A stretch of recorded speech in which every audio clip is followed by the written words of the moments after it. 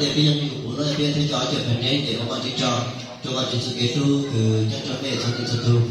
người được ban cho phần đi kiểu cái nào có để cho cái thứ đi phần đi là tu sau tăng cho mẹ để cái bảo sức để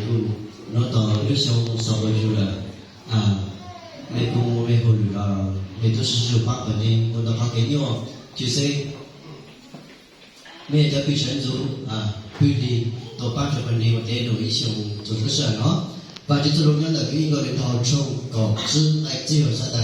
chỉ ở đi xa ta cho nên ta cho cái đi từ một lúc mẹ chủ mua sát tròn thành chỉ sau ở địa phương như phư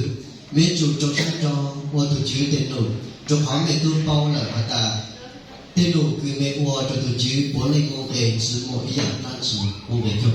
để bây giờ cái bao là bây cứ thì bây giờ chỉ một bây giờ này chỉ xem tôi nói sẽ phi ở bên rồi là mà chỉ những cái cái cái du lịch để nói tôi xong để bên này su sẽ kia để bên này cho là biết cho tôi bên này mà tôi không thuộc đi những nhà nông dân là tại làm được trên chỗ lối sống cha để thấu cái sống cha nó một đoạn đề sống một đoạn đề mà chỉ phòng có một chỗ đề chỉ dần đi một trong một giải pháp lối sống cha thì chế tôi này từ cái lối sống một đoạn đề để thấu mà chỉ phòng có một chỗ mẹ áp lên một chỗ mẹ chỉ cái ba chỉ cái cứ chỗ bên này thấu mà chỉ phòng có nó để nó sớm nó sáng cho đi sức phim chạy còn dùng đi một đi